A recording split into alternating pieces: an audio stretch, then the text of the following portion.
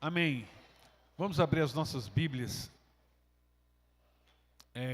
no livro de Deuteronômio, capítulo 6.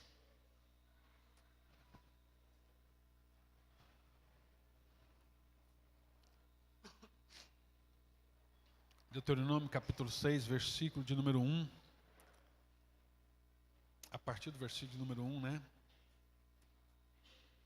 Até o versículo 9. Diz assim na palavra de Deus: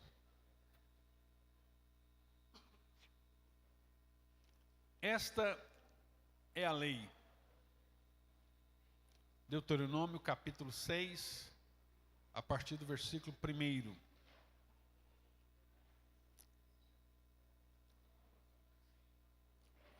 A partir do versículo 1, 6, 1.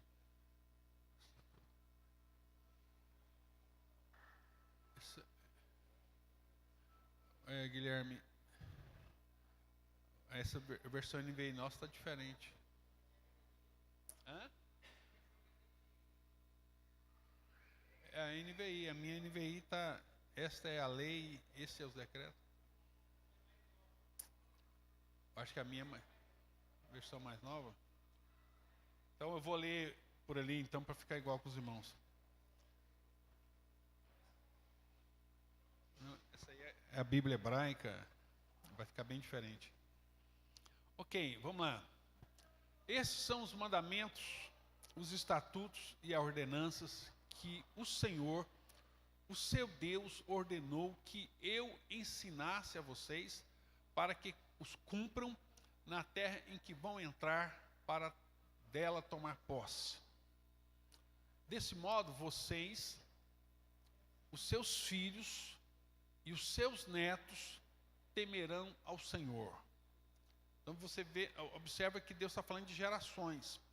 Você, seus filhos, seus netos vão temer ao Senhor, o seu Deus, e obedecerão todos os seus estatutos e mandamentos que eu lhes ordeno, todos os dias da sua vida, para que tenham vida longa. Ouça e obedeça, ó Israel. Assim, tudo lhe irá bem e você será muito numeroso em uma terra onde flui leite e mel. Como lhe prometeu o Senhor, o Deus dos seus antepassados. Então Deus se apresenta aqui, o Deus de Abraão, Isaac, Jacó, os antepassados, e fala para eles, para aquela geração, para você, seus filhos e os filhos de seus filhos. E Deus vai dar instruções agora, e é importante dizer que o que nós vamos ler, estamos lendo e vamos continuar lendo, são os mandamentos. Esses mandamentos fizeram muita importância, tiveram importância muito grande na história do povo judeu. Porque a partir da destruição de Jerusalém no ano 66, 67 depois de Cristo, pelo general Tito, houve a diáspora, né? Os judeus foram dispersados por toda a terra. E depois, os que ficaram ali, depois foram dispersos no ano 133 pelo imperador Adriano, de forma que erradicou, tirou todo o povo judeu daquela terra. E foi o Adriano que mudou o nome de Israel para colocar o nome daquela terra como o grande inimigo de Israel no passado, que eram os filisteus, né? Os filisteus moravam na faixa de Gaza ali, e os filisteus foram extintos, não existe mais o povo filisteu, mas o imperador, para poder provocar Israel, ele mudou o nome de Israel para Filisteia, ou Filistina, que transliterado para o português é Palestina. O imperador fez isso com ódio do povo judeu. E o povo dispersou no mundo inteiro. Mas interessante que foram judeus para a Europa, foram judeus para a Ásia, para a África, foram judeus na Península Ibérica, os refadins, foram judeus para a Rússia, e todos eles, já haviam judeus na Etiópia, né? Desde a época de Salomão, mas todos esses judeus, e por causa desse mandamento aqui, quando eles se reencontraram a partir de 1948 com a criação do Estado de Israel, eles traziam a língua consigo, traziam a cultura, traziam a identidade. Aí você pergunta assim, como é que esse povo esparramou pelo mundo inteiro e preservou a língua, preservou a cultura, preservou a identidade? O que os manteve unidos?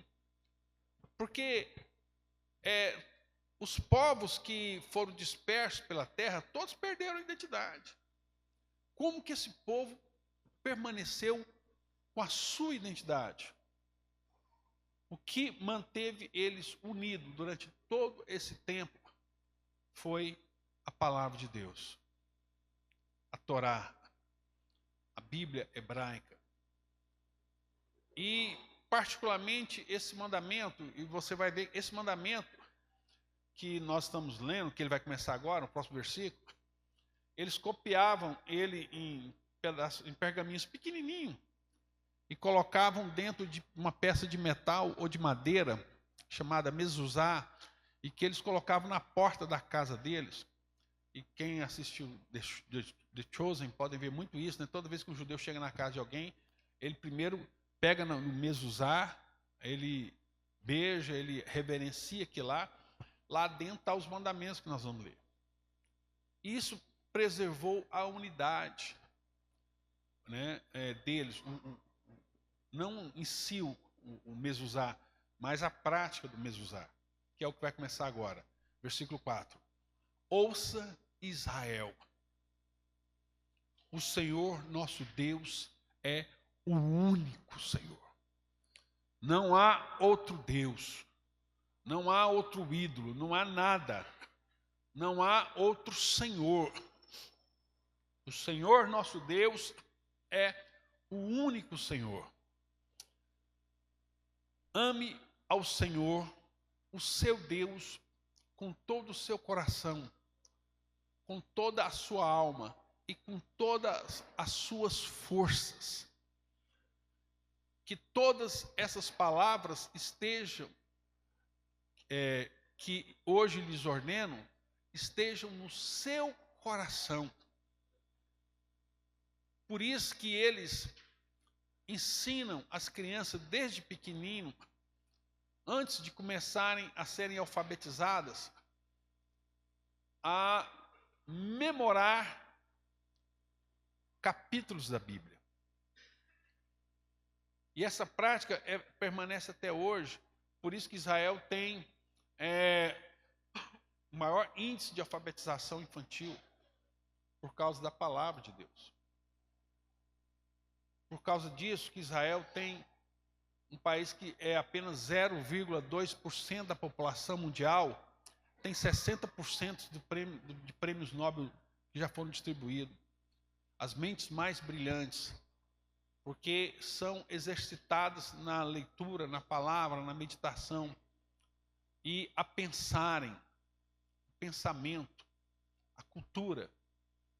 E Deus está falando para eles, e eles levaram isso a sério. Que todas as palavras que hoje lhe ordeno estejam no seu coração. Guarde no seu coração. Ensine-as com persistência aos seus filhos. Pegue os seus filhos, ensine esses princípios. Ensine esses mandamentos. Ensine tudo que eu estou falando para vocês. Fale sobre elas quando estiver sentado em casa. Ensine os seus filhos na sua casa. Gaste tempo com seu filho. Aqui o que Deus está ensinando? Que não somente você ensinar os seus filhos o mandamento, mas a você ter relação com o seu filho, gastar tempo com os seus filhos. E nós vamos, daqui a pouco eu vou trazer umas pesquisas para os irmãos, e nós vamos ver a importância disso, de você brincar com o seu filho, de você falar com o seu filho, de você relacionar com o seu filho, de você gastar tempo com o seu filho, a importância que isso traz na vida da criança. O quanto que essa criança vai se sentir amada, quanto que essa criança vai se sentir segura, quanto que essa criança... Porque, igual, por exemplo, qual a importância da oração? Por que nós devemos orar? Porque quando eu oro a Deus, quando eu adoro a Deus, eu estou sendo transformado à imagem de Deus. A Bíblia nos diz isso, né? Que quando eu estou adorando a Deus, eu sou conformado à imagem de Deus. Ou seja, o caráter de Deus é impregnado em mim. Eu vou conhecendo a Deus, sendo conhecido, e a minha relação com Deus é aprofundada, e quanto mais é aprofundada, mais o caráter de Deus, a vida de Deus entra em mim. Da mesma forma que isso acontece entre eu e Deus, isso acontece entre eu e meu filho. Quanto mais eu gasto tempo com meu filho, quanto mais eu me relaciono com ele, seja jogando bola, seja brincando, seja andando de bicicleta, seja estudando, ajudando nas tarefas da casa, quanto mais eu gasto com meu filho, mais a minha identidade é transmitida a ele. Essa relação é muito importante. E diz mais, você vai falar isso quando estiver na sua casa, quando andar pelo caminho, passeando com seu filho, quando se deitar, fale, conte história, narre, gaste, vai para o quarto dele. E quando se levantar, e isso, irmãos, fez toda a diferença para o povo judeu. Isso fez toda a diferença, porque eles colocaram isso em prática. Amarre-as como sinal nas mãos e prenda-as na testa. Escreva nos batentes, é o mesmo usar que eu falei para vocês, escreva nos batentes das portas da sua casa e nos seus portões. Escreva, guarde isso. E, baseado nisso, você vê que o que a Bíblia está nos ensinando aqui é desenvolvermos relacionamento com os nossos filhos. É gastarmos tempos com nossos filhos. E eu quero compartilhar a história aqui de um homem que eu admiro muito. É engraçado que o quanto que a gente... Ontem eu estava com um rapaz, e ele é britânico, e é interessante porque ano passado eu estava ministrando para alguns jovens lá nos Estados Unidos, jovens americanos, e eu estava perto da cidade de Jonathan Edwards, que é uma cidade de Northampton. Eu estava em Westboro ali, em Massachusetts, e eu fui falar para eles de Jonathan Edwards. Eles nunca ouviram falar. Eu falei, cara, mas vocês não conhecem o Jonathan Edwards? Não. Aqui em Northampton nós conhecemos. E ontem eu estava conversando com um britânico, e eu falando com ele, cara, e ele falou que morava em Bristol, a terra de George Miller. Ele, quem? George Miller, você não conhece George Miller? Não conheço. Eu fiquei assim, eu comecei a observar que essa geração ela não conhece os seus heróis, né? Os homens que mudaram a história daquela nação. Mas, falando que Jonathan Edwards, o melhor amigo dele era um cara chamado George Whitefield. E Whitefield foi o cara que influenciou os pais da América a se libertarem da Inglaterra, deixar de ser colônia para ser país, né? E George Whitefield era um cara assim muito inteligente. Ele é considerado por todos o maior pregador da história da igreja, desde dos tempos da igreja primitiva. Então, assim, no meio, quando você lê as biografias dos cristãos, todos são unânimes em afirmar que George Whitefield foi o maior pregador desde os apóstolos. Nós não sabemos como que eram os apóstolos. Mas, desde os apóstolos, nunca houve um pregador como George Whitefield. E George Whitefield, ele fez um propósito na vida dele de não se casar. Ele, não vou me casar, vou ser celibatário. Mas quando George Whitefield ele foi várias vezes para os Estados Unidos fazer campanha evangelística, é um cara que moldou, ele é considerado um cara que moldou todo o princípio do que os Estados Unidos é hoje, a América é hoje. Ele fica hospedado na casa de Jonathan Edwards, que eu tive o privilégio de conhecer. E quando ele fica hospedado ali 6 meses, porque ele fica trabalhando naquela região com Jonathan Edwards. Jonathan Edwards foi, só para você saber quem que é esse cara, ele é o fundador da Universidade de Princeton. Ele é o cara, ele que fundou. Uma mente brilhante, um cientista, um cara fantástico. Mas não é somente a mente brilhante dele. Ele era casado com uma mulher chamada Sarah Pierpont. E George Whitefield foi para a casa dele. Eles tinham 11 filhos. Jonathan e Sarah tinham 11 filhos. E quando George Whitefield ficou hospedado na casa dele por 6 meses e viu a relação de Jonathan Edwards com seus filhos, como ele educava seus filhos, todos os dias, às noites, ele reunia e gastava 1 hora com os 11 filhos, ministrando a vida dele. Depois que falava, ele orava, impondo as mãos na cabeça de um por um. A mulher dele era uma mulher assim, fantástica, uma mulher muito inteligente, uma mulher nobre, de família nobre, e uma mulher de muita oração, e uma mulher assim, extremamente educada, uma mulher fina, e uma mãe excepcional, uma mulher amorosa. Quando George Whitefield ficou 6 meses na casa deles, e George Whitefield tinha um voto de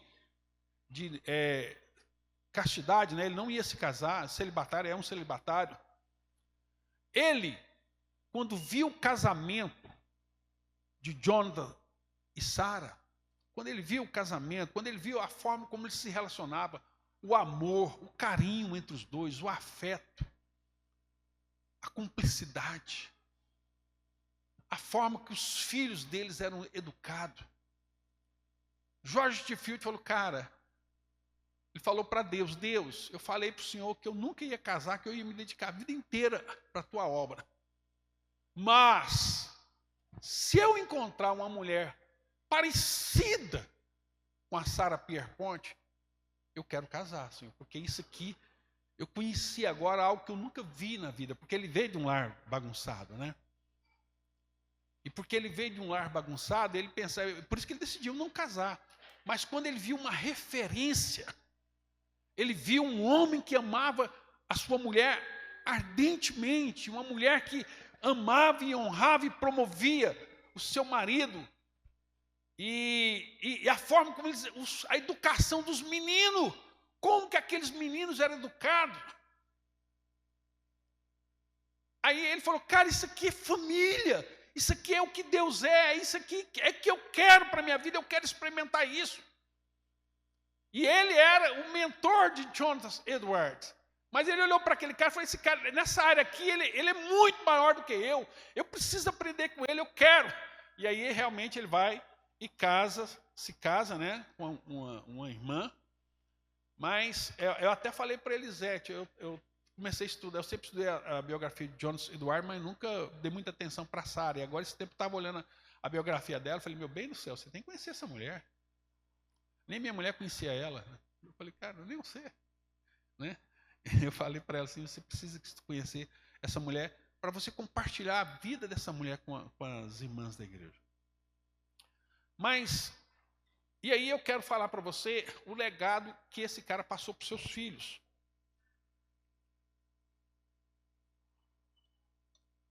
Quem é a família de Jonathan Edwards?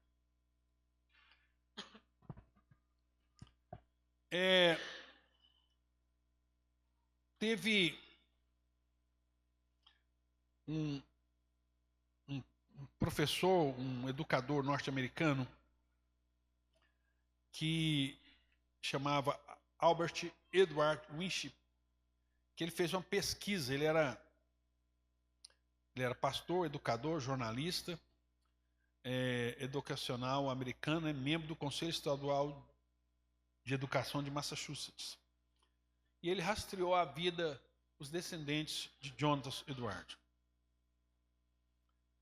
Dos seus filhos descendentes, tem um vice-presidente dos Estados Unidos, um reitor de faculdade de Direito, um reitor de faculdade de Medicina, 3 senadores, 3 governadores, 3 prefeitos, 13 presidentes de faculdades, 30 juízes, e são os descendentes dele, 60 médicos, 65 professores, 75 oficiais do exército americano, 80 titulares de cargos públicos, 100 advogados, 100 pastores e 285 pessoas que terminaram, que eram de curso superior, né? Inclusive um vice-presidente. E perguntaram para ele como isso pode ser explicado. Edward era um homem piedoso, mas também era um trabalhador inteligente, moral. Além disso, Winship afirma: grande parte da capacidade e talento, intensidade e caráter dos 1.400 membros, que é o total que vai dar isso tudo que eu falei para vocês, da família, deve-se à senhora Sarah Pierpont Edwards. Isso é um legado. Um pai. E é o que a Bíblia diz. A Bíblia diz isso. Que quando nós amamos a Deus, os nossos filhos, os filhos dos nossos filhos, os nossos descendentes serão todos abençoados. Todos. Lá em Êxodo, no capítulo 20, se eu não me engano, está me vindo à memória agora, um texto que eu não separei, mas eu quero ler com vocês, Êxodo 20, quando Deus fala dos mandamentos, versículo 4, segundo mandamento, né? Não faça para você nenhum ídolo na forma de qualquer coisa no céu, na terra, ou nas águas, ou debaixo da terra. Não se prostre diante deles, nem lhe preste culto, porque eu, o Senhor, o seu Deus, sou Deus zeloso, sou um Deus ciumento, sou um Deus que guardo vocês para que, como um pai, protege um filho do mal. Esse é o sentido. Algumas traduções trazem, eu sou um Deus ciumento. O que é essa palavra ciumento, zeloso? É porque é a tradução para português. Mas o que Deus está falando? Como um pai que está vendo um perigo, ele protege o filho para que o filho não caia naquele perigo. Eu sou um Deus que guarda, que cuida, que ama. Eu sou um Deus zeloso. O seu Deus, sou Deus zeloso que castiga os filhos pelo pecado dos pais até a 3ª e 4ª geração daqueles que me odeiam. Se um pai é ruim, ele vai trazer maldição sobre a vida dele, e essa maldição vai passar sobre os seus filhos, os filhos de seus filhos, e os filhos dos filhos de seus filhos, até 4ª geração, vai pagar o preço pela ruindade. E como é que se faz isso, irmãos? Não é que há uma... Isso é uma maldição, mas é uma maldição que ela é no sentido seguinte.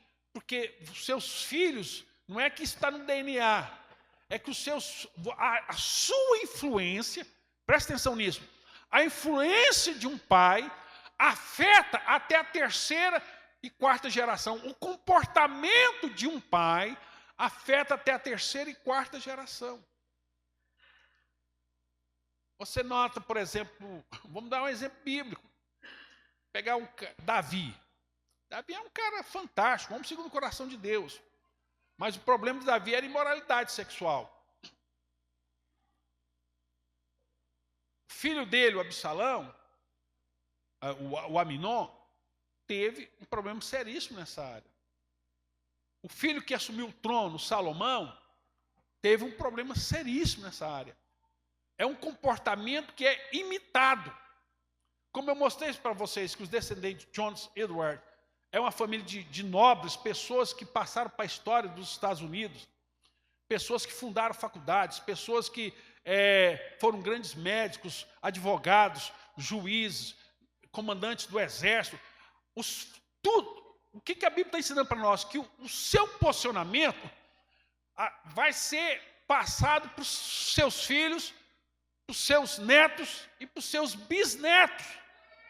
É o que a Bíblia fala. A minha herança, o meu caráter.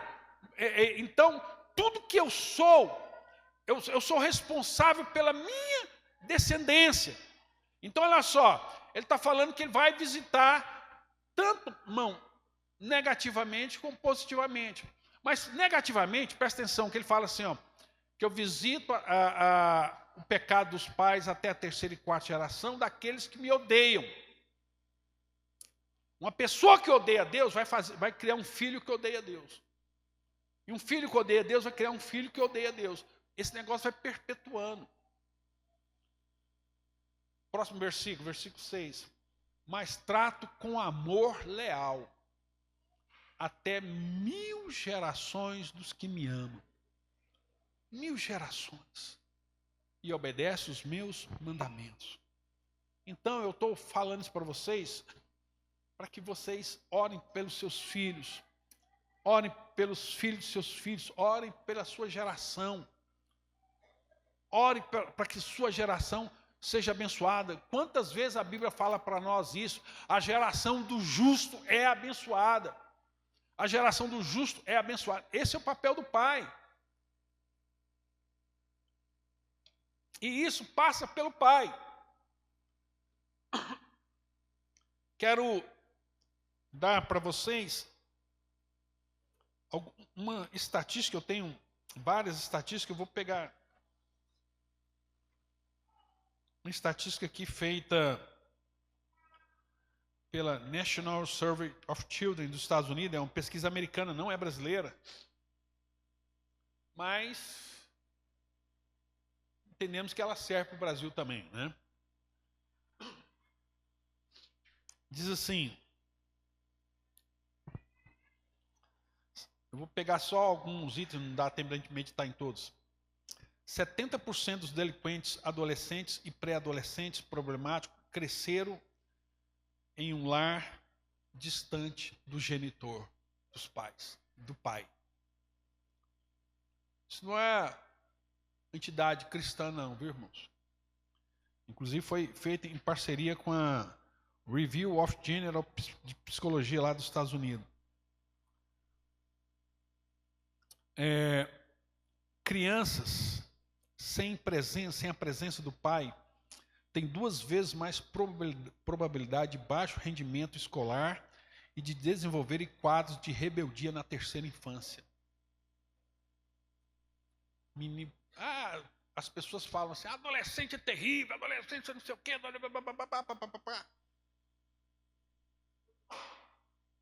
Estudos feitos falam que isso acontece por falta da presença paterna.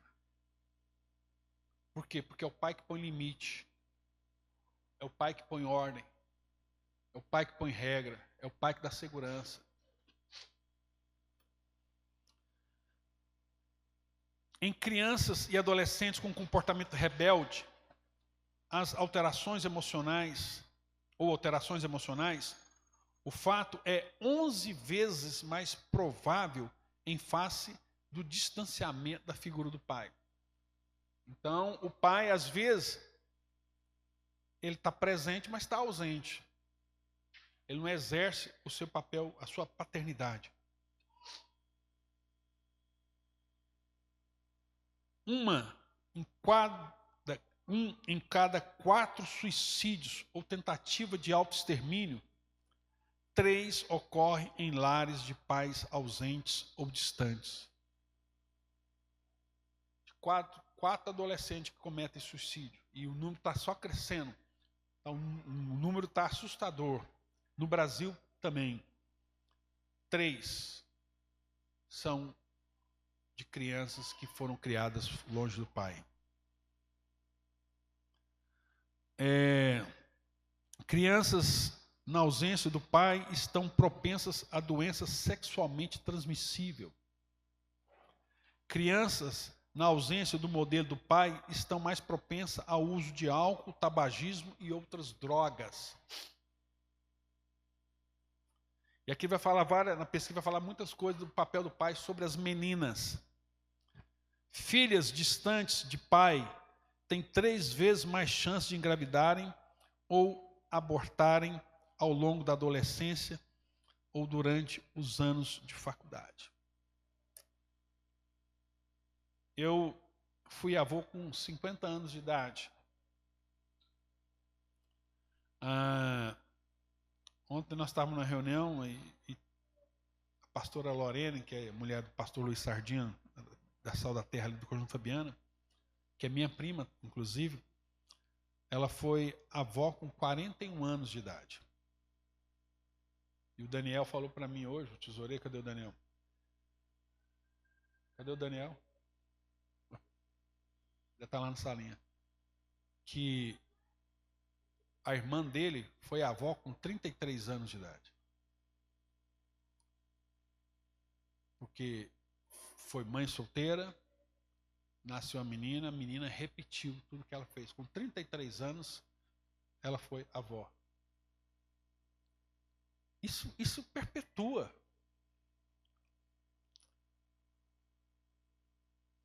Crianças na ausência do pai são mais vulneráveis a acidentes, asma, dores, dificuldades de concentração, faltar com a verdade ou até mesmo desenvolver dificuldades de fala.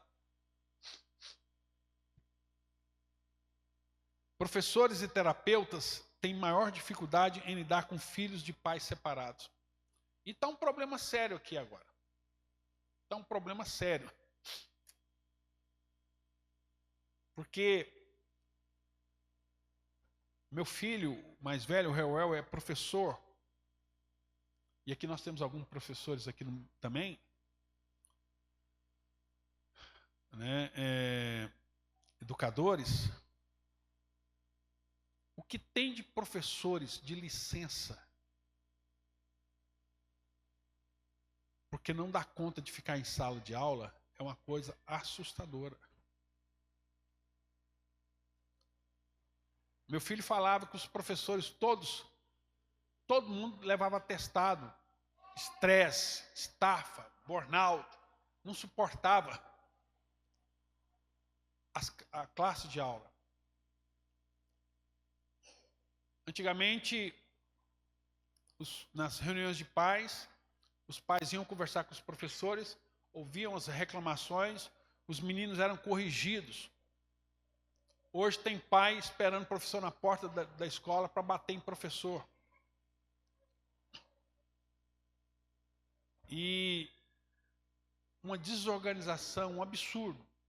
Coisas terríveis acontecem nas nossas escolas públicas. Nós temos, está aqui presente ali a irmã que é da Secretaria de Educação, está aqui no nosso meio, que pode falar com os irmãos. Quando uma vez, um dos maiores índices de suicídios de adultos estão os professores.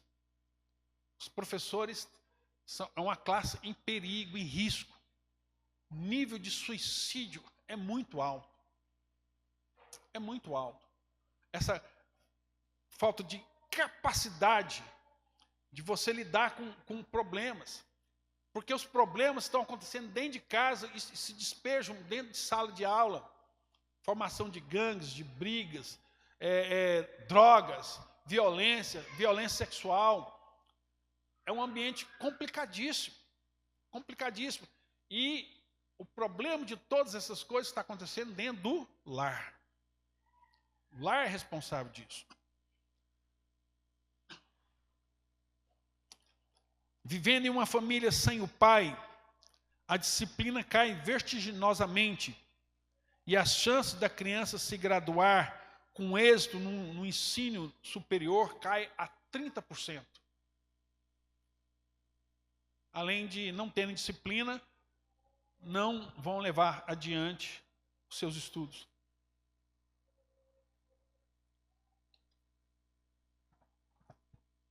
Eu tenho um amigo que foi criado, né, como fala, uma mãe solo. E ele disse que um dia chegou para a mãe dele e falou assim, a mãe dele acordou e falou, fulano, acorda, vai para a escola.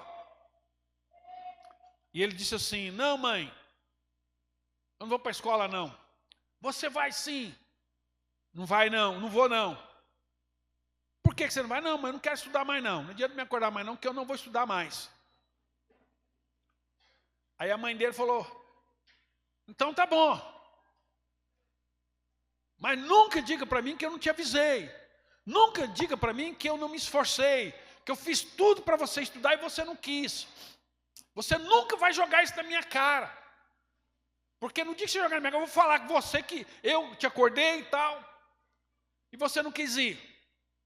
E ele não estudou. Esse rapaz uma vez veio e foi trabalhar comigo. E quando ele veio trabalhar comigo, eu obriguei ele a estudar. Cara, você precisa estudar. Era funcionário da igreja que eu pastoreava. E ele estudou, concluiu o primeiro grau, concluiu o segundo grau, entrou na faculdade.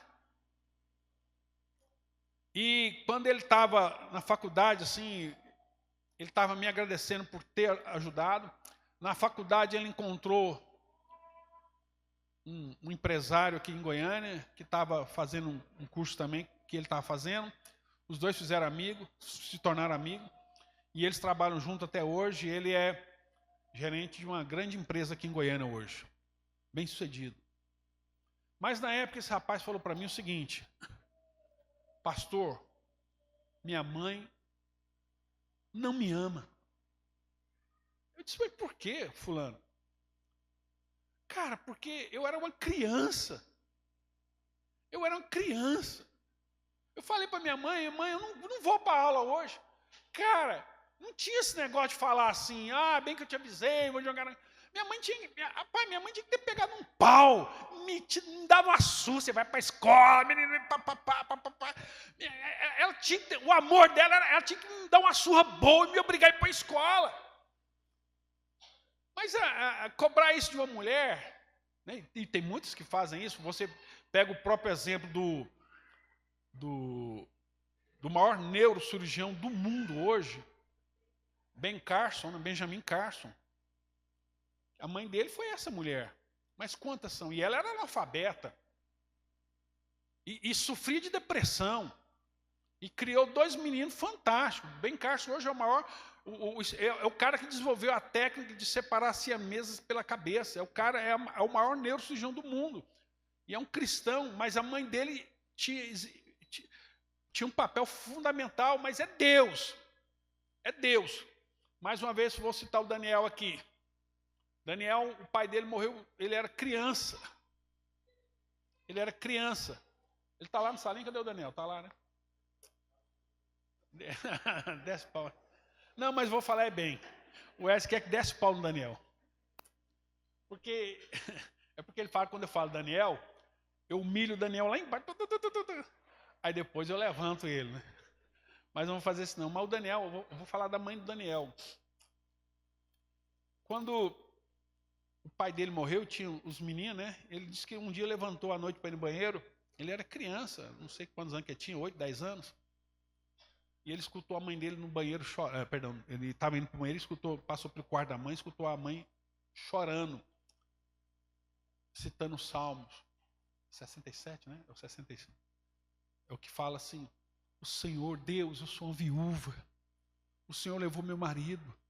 Como é que eu vou fazer com esses meninos? Eu tenho filhos homens.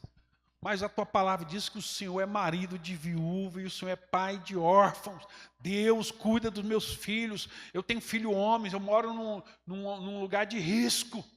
Eu moro num lugar perigoso, há muito traficante, há muita droga, há muito bandido. Meu Deus, em nome de Jesus, meus filhos são teus. Senhor, o Senhor é marido de viúva, o Senhor é meu marido. O Senhor é meu marido, o Senhor é pai dos meus filhos. O Senhor vai cuidar dos meus filhos. Somente uma pessoa que conhece a Deus que pode fazer uma oração dessa. E gerou, e está aí um maridão, né, que é o Daniel aí, um homem de Deus. Então, queridos, o papel do pai é fundamental, né, nesse momento. Diz mais, continuando aí. A ausência ou distanciamento do pai tende a se replicar. Meninas que crescem apenas com a mãe têm o dobro de probabilidade de se divorciarem. Isso é estatística, irmão. Meninas que crescem apenas com a mãe têm o dobro de probabilidade de se divorciarem. Meninas que crescem distante da figura do pai têm 5 vezes mais chance de perder a virgindade na adolescência. A virgindade antes da adolescência. Antes da adolescência. Vou repetir. Meninas que crescem diante da figura do pai têm 5 vezes mais chances de perderem a virgindade antes da adolescência. Não é na adolescência. 5 vezes mais. Meninas distante do pai têm 3 vezes mais chance de serem vítimas de pedofilia. O risco é elevado. E mesmo que procurarem em qualquer figura masculina mais velha o eu do pai ausente. Então você vê isso aí, ó.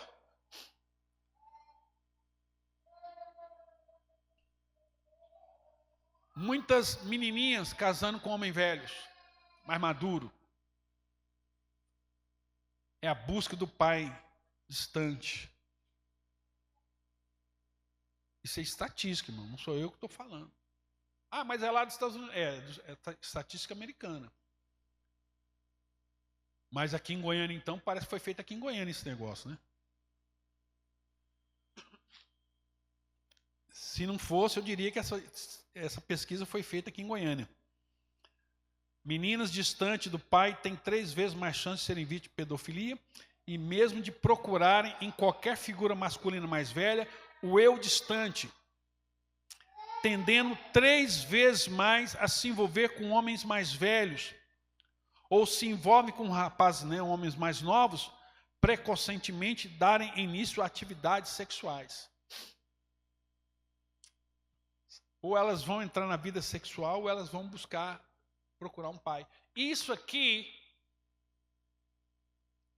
e eu vou além da estatística, porque eu conheço outra estatística que não está aqui, é o que acontece com muitos casos, até mesmo de relacionamentos homoafetivos.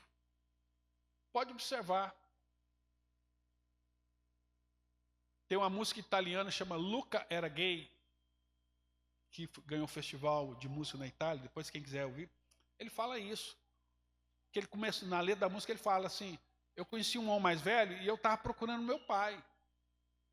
E o cara me tratava como filho. E eu gostava daquilo porque pela primeira vez eu sentia a presença do pai. E quando o cara começou a tocar em mim, eu deixei, porque era a forma de eu não perdê-lo. Mas eu nunca quis um relacionamento assim. Ele falou, eu estava procurando o meu pai. Então a procura do pai, ela acontece tanto com rapazes e com moças. E muitos rapazes que estão envolvidos, aí você pega, aqui no Brasil tem vários casos aí, você vê que homens maduros se relacionando com rapazes novos. O cara está procurando o pai dele. Pai que ele nunca teve, a ausência do pai. Isso aqui, irmãos, não é... Isso aqui é estatística. Fundamentada até mesmo por uma revista americana de psicologia.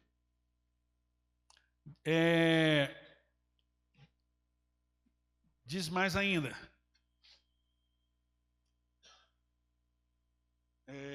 Meninas que cresceram à distância do pai têm 3 vezes mais chance de se engravidarem precocemente. E são 5 vezes mais vulneráveis que filhas que morem com ambos os pais. Vítima de gravidez na adolescência. De serem mães solteiras. O pai é o normatizador. Vou pular isso aqui, vamos lá. O que impera é a convicção de que a mãe e o filho bastam para o outro, levando a mãe a crer, a curto e médio prazos, que poderá suprir todas as necessidades da filha e dela mesmo pelo resto da vida. O que, a bem da verdade, e já clinicamente comprovado, vai gerar distúrbios na mãe e também nos desvios emocionais da criança. A mãe achar que ela vai suprir tudo sozinha, que ela eu não preciso de homem. Irmãos, vou sair aqui um pouquinho e falar de Bíblia. Por que Deus formou o homem primeiro? Porque, vamos falar de Bíblia, mas falar dentro da ciência, né? Por que Deus formou o homem primeiro e não formou a mulher? Existem várias piadinhas que contam isso aí, né? Diz que Deus não queria palpite, se ele tivesse feito a mulher ia dar palpite. Tem muitas piadas. Mas vamos sair das piadas e vamos... Porque o homem tem um cromossomo X e Y. A mulher, o cromossomo dela é XX. Então, quando Deus formou a mulher, e a Bíblia narra ali uma cirurgia, fez Adão cair num profundo sono e tirou das costelas. Então, ali Deus estava fazendo o quê? Deus estava formando um clone. Deus foi lá e pegou 2 cromossomos X, X e X e formou uma mulher. Um homem pode formar uma mulher. Porque a mulher, os cromossomos dela é XX. Mas uma mulher não pode gerar um homem. Porque o homem ele precisa do cromossomo Y. Na ciência é isso, né? O homem tem o XY, a mulher só tem os 2X. Então é impossível a mulher gerar um homem, biologicamente falando. E espiritualmente falando, é a mesma coisa. Só um homem pode gerar um homem de verdade.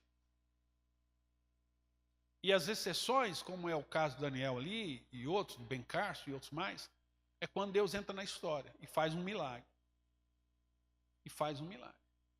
Porque tudo que há no mundo científico, tudo que é verdade natural, existe uma verdade paralela no mundo espiritual. Só um homem pode gerar uma mulher de verdade. Só um homem pode gerar um homem de verdade. Porque ele tem essa capacidade. Entende isso? Vamos lá, voltando aqui. De novo. Cientistas informaram que o grau de aceitação ou rejeição que uma criança recebe e percebe do pai afeta o seu desenvolvimento de forma tão profunda quanto a presença ou a ausência do amor materno. O amor materno, ou a falta dele, contribui tanto quanto... perdão, eu falei errado. O amor paterno, ou a falta deste, né, do amor paterno, contribui tanto quanto o amor materno para o desenvolvimento da personalidade. O menino precisa dos dois, precisa do pai e da mãe. E do comportamento da criança. Em alguns aspectos, o amor do pai é até mais influente. O amor do pai é até mais influente.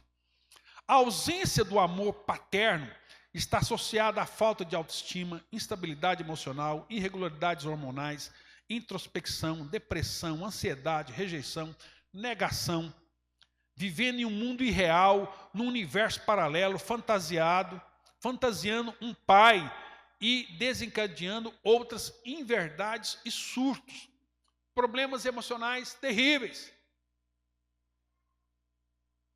Ausência paterna.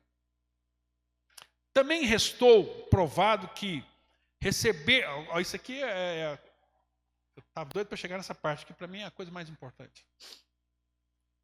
Não é que é o mais importante, mas assim, é uma coisa estarrecedora. Eu achei muito interessante isso aqui. Também restou provado que receber carinho do pai tem para a criança um efeito positivo igual sobre a felicidade, o bem-estar, o sucesso acadêmico e social da primeira infância à fase adulta. Receber carinho do pai é aquela satisfação, assim como eu concluí a faculdade, peguei o diploma, aquele senso de felicidade. É uma coisa que mexe e fala, isso afeta o ser humano da criança à fase adulta. E é por isso, eu acho que semana passada citei isso para os irmãos aqui, que quando Jesus foi batizado e ele ia para o deserto para ser tentado, o Espírito Santo veio sobre ele de uma forma corpórea, que ele saiu das águas, o Espírito Santo veio de uma forma corpórea, e a Bíblia fala que ouviu-se uma voz do céu, onde Deus Pai, e ali você vê a trindade, no batismo de Jesus você vê a trindade claramente, você tem o Filho sendo batizado, o Espírito Santo descendo sobre ele, e o Pai falando. E o que o Pai, Deus Pai, falou para Jesus naquele dia? Este é o meu Filho amado que me dá prazer. Olha o que Deus estava falando para Jesus. Você é meu filho amado que me dá prazer. E a Bíblia diz que quando os nossos filhos ouvem essas expressões do Pai, isso dá nele um senso de realização, de satisfação, de felicidade, de bem-estar, saber que eu sou amado do Pai. Verificou-se ainda que, em certas circunstâncias, o amor paterno tem papel ainda mais importante que o materno. Inúmeros estudos descobriram que o amor do pai tão somente dele, é um fator isolado e determinante quando trata os filhos com problemas de disciplina, limites, personalidade, conduta, delinquência ou envolvimento com álcool, fumos e outras drogas. O pai é responsável por isso. O pai é o responsável por todas essas coisas, para que isso não aconteça. E eu quero concluir. Você vê que isso é um legado, né? Isso é um legado. E eu quero concluir nesse momento agora, falando para vocês da importância do nosso papel como pai. Por isso que nós não podemos brincar com o divórcio. Por isso que o pai tem que fazer de tudo para nunca se divorciar. Por isso que, por exemplo, sexta-feira eu fui na podóloga e eu conheço ela há muitos anos. E quando ela divorciou e está casada com outro. E quando ela estava casada no primeiro casamento, eu falei para ela assim. Na época nós conversávamos e ela queria separar. E eu era, até hoje, não sou íntimo, né? Sou distante. Mas eu falei para ela assim, não tem jeito mesmo. É a opção, não tem como. E ela disse assim, não tem como, vou separar, não tem jeito. E sexta-feira agora ela falando para mim, pastor, se eu tivesse a cabeça que eu tenho hoje, eu jamais tinha me divorciado. Eu não devia ter feito aquilo. E eu falei para ela, se você é a terceira mulher divorciada que eu ouço falar a mesma coisa. Se eu tivesse a cabeça que eu tenho hoje, eu não teria divorciado. Então, eu concluo dizendo, cuide bem das nossas crianças. Cuide bem do nosso... Daniel é aquele ali, levanta a mão, Daniel. Esse é o Daniel. Eu acho que ele sabia que nós ia falar dele, fugiu, né, Edson?